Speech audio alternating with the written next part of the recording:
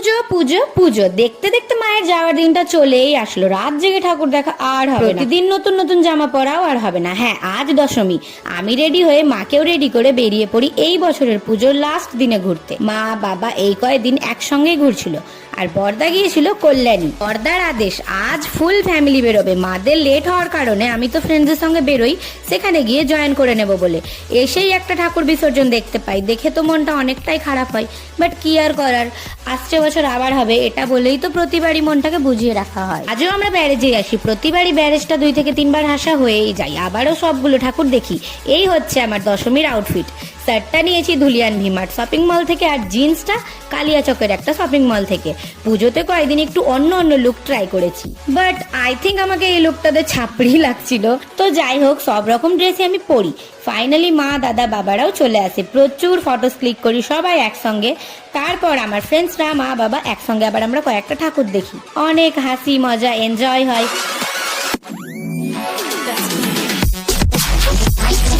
আর কাল তো মুক্তিদির সঙ্গে দেখা হয়নি, ফাইনালি আজ কন্ট্যাক্ট করে দেখা হয়েই গেল।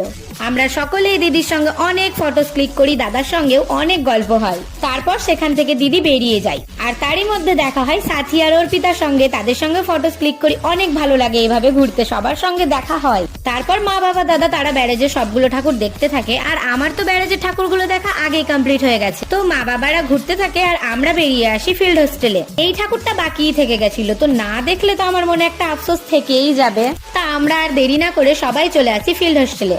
সবাই দেখছো কি সুন্দর ট্রেডিশনাল লুক করেছে, আর আমাকে দেখছো কি রকম একটা ড্রেস পরেছে আমি নিজেও জানি না। তো চলো তোমরা এবার ফিল্ড হোস্টেলের ঠাকুরটা দেখে নাও।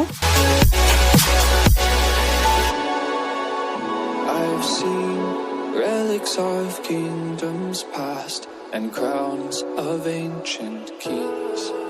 এখানে সবাই প্রচুর এনজয় করছিল, গরবা ডান্স করছিল। আমরা সেটা কিছুক্ষণ দেখি, ভালোই লাগছিল দেখতে। এখানে অনেক কারোর সাথে দেখাও হয়। আর তারপর আমরা ফুচকা খাই, আর ফুচকা খেয়ে চলে যাই কৃষ্ণা রেস্টুরেন্টে বিরিয়ানি খাবো বলে। পুজোর টাইমে তো বাড়িতে ভেজি খাই, বাট বাইরে নন ভেজটা খেয়েই নি। তো বিরিয়ানি অর্ডার দিয়ে কিছুক্ষণ ওয়েট করার পরে আমাদের অর্ডারটা চলেই আসে। তারপর বিরিয়ানি খেয়েই চলে আসি আমরা বাড়ি। তো এইভাবেই পুজোর 5টা দিন দেখতে দেখতেই কেটে গেল, বুঝতেও পারলাম না কখন আসলো আর গেল। পুজো আসছে আসছে ব্যাপারটাই অনেক ভালো লাগে। তো এখানেই আমার পুজোর ভ্লগ শেষ, দেখা হচ্ছে নেক্সট কোনো ভ্লগে। টাটা।